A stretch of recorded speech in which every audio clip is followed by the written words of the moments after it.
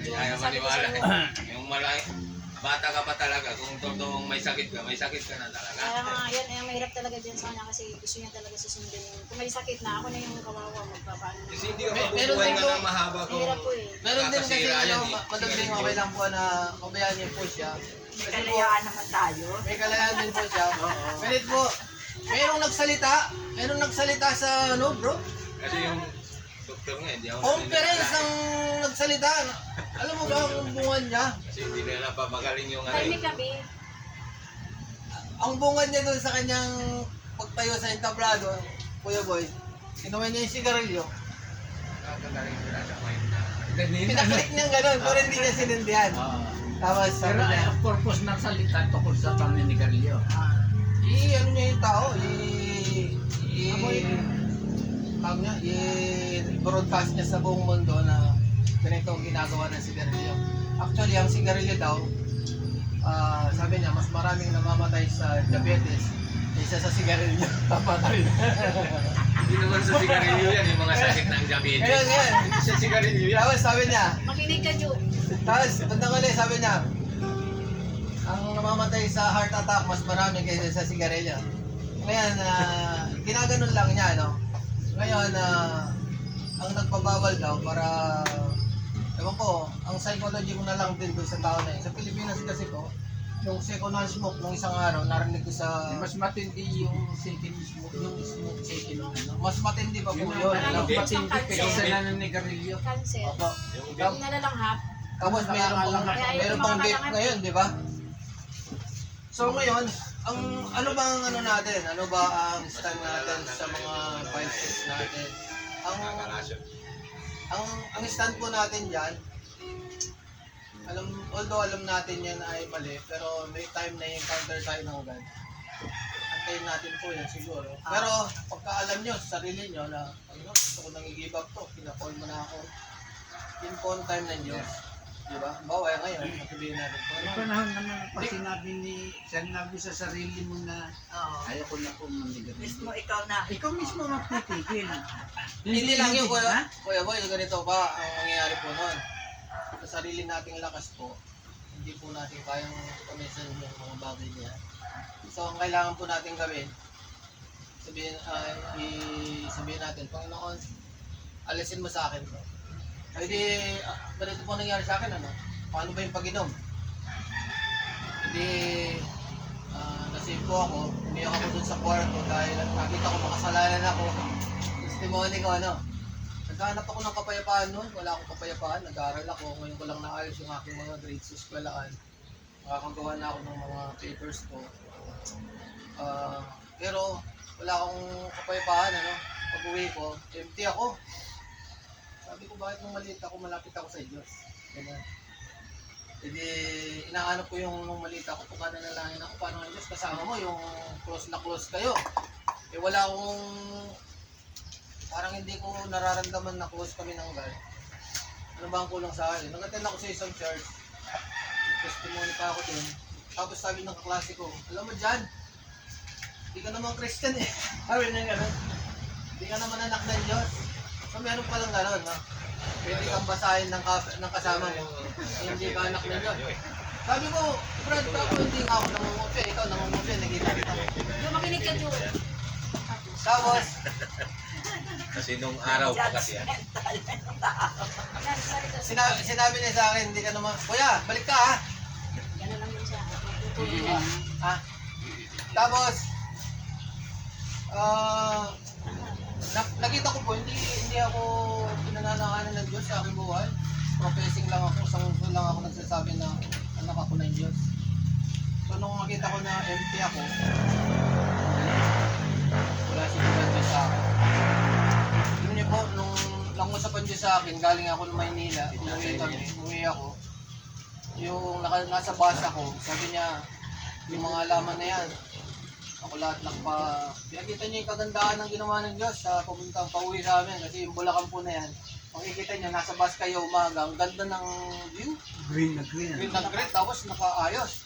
Yung nandun sa bubong na gumagawa sa bubong, sabi niya yung tao na yan, ako nagbibigay ng lakas dyan para magawa yan. Lahat ng ginawa ng Diyos, pinakita niya sa akin, tapos nakita ko yung sarili ko, napakaliit ko. Sino ka, di ba? Sinangusap ang Diyos sa akin doon. Siguro yung meeting ni Jesus sa akin, para na ngayon.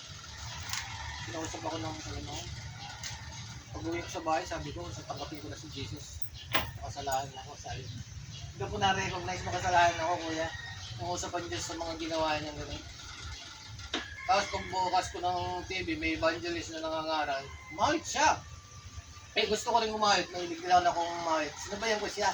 Wala, yung spirit ng Diyos na ano sa akin. Pumasok na sa loob. Na-receive Na-feel ko mo na na yung siya. Holy Spirit. Na-feel ko na yung Holy Spirit. Pasok ako sa kwarto. Sinala kong malakas dito. Sabi ko, nagmila ko. Ay nako, yung iyak ko, yung luha ko, nandun lahat. Yung sa palibot, siguro mga kalating oras siguro, umiyak ako. Panginoon, ito na po ang aming buhay. Makasalanan ako. Patawad po. Yun ang aking Marami akong sinabi. Siyempre, lahat ng kasalanan ko, di ba? Umiyak ko lahat, di ba? So, nung mag-confess ako sa Panginoon, pagtayo kong ganun, mga kapatid, pagtayo kong ganun, lumabas ako, yung mga kasama ko nandun sa labas, nagiinuman sila. Alam niyo ba akong nakakalasa doon sa malayo, nakikita ko sila. Yung iniinom nila akong nakakalasa na mapait. Inalis ng Diyos yung panlasa ko, binago ako. Totally ng Diyos nung mag-confess ako ganun. Kasi dali, hindi yata talaga yung born again na sinasabi na. Yun, nagbago ako. Tapos yung lahat ng mga ugali ng lalaki, inalis ng Diyos na yung mga masasamang ugali ng lalaki, di ba? Ng mga kabataan, di ba? Binago ako ng Diyos. So yung nakita ko, tapos nakapagatin ako ng Diyos, ito pala talaga ang anak ng Diyos. No? So ang anak ng Diyos po talaga, mararamdaman nyo na ang Panginoon ang gagawa sa atin. Makikita nyo yun. Pero kailangan, siyempre, maano lang kayo, mayroon lang kayong, siyempre, tinitignan nyo yung sarili nyo. I-engage nyo rin yung sarili natin kasi alam din natin na ang Panginoon ba ay nasa akin. O, di ba kuya na? Si Jesus ba ay nag-aari sa akin? Nararamdaman ko ba siya? Yun ang importante. Kasi ang Panginoon, mararamdaman mo siya. Di ba? Dahil ang Diyos, totoo yung sinabi niya, kakukot lang ni Brother Lino, kung meron 2, 3 nagkakatipon sa aking pangalan, nandun ako sa kanilang kalagitnaan. Mararamdaman natin kahit ngayon ang Panginoon. Yun ang pinaka-importante, yung presence ng God. Kaya nga po, bago tayo pupunta sa simbahan, or ano man ang ating kung halimbawa inuna natin ang Diyos, tagumpay na tayo, no? Baga, meron na tayong pundasyon sa spiritual, ang Panginoon nandito na sa atin, inuna natin siya. Yung mga kasunod niyan, so kung steps, sabi ng Bible ang mga hakbang ng taong matuwid ay inaayos ng Diyos. Diba? Kuya, yung mga hakbang na yan, palagi ka lang nananalayan kay Jesus, sasabihin mo, Panginoong Jesus, dito ka sa akin. Yan na, yun yan. Yun ang importante. Si Jesus, makapangyarihan siya. Hindi natin kakayanin na baguhin sarili natin. Ang magbabago sa atin, sino? Si Jesus Christ. Sabi ng Biblia, basahin mo ba? Sabi ko rin to 5:17. Confidence. Ako. Okay, isang panel. Kaya, ito. Kaya kung nakipag-isa na kayo kay Kristo ay isang tao, isa na siya dadon nilanan. Wala na ang dati niyan sa katao, sa halip ito'y napalitan na nagdag. Napalitan. Okay? Naalala niyo yung sinabi ni Jesus Christ na hanggang hindi kayo maging kagaya ng batang ito, hindi kayo makakapasok sa karyan ng langit. Ang bata po kasi, ang isip bata, yung mga bata, hindi sila na mareklamo, di ba? Humble sila, di po ba? Pagkatanggapin natin po si Kristo, kailangan may humbleness tayo. Ano ako na inalansan ako konti sa pagkakanyo. Pray ka namin, Jill, ha? Baka alis, Jill. Pray tayo, ha? Jill. Pray tayo na. Nasisiyad siya? Sige, pray natin siya, Jill. Ano ko lang sa dalawang salata na lang. Tawag tayo sa to, nalakasan sa kanya na walang dawar sa akin yan. Totoo na lang wala nakasulat. Ngayon, ganito to yun.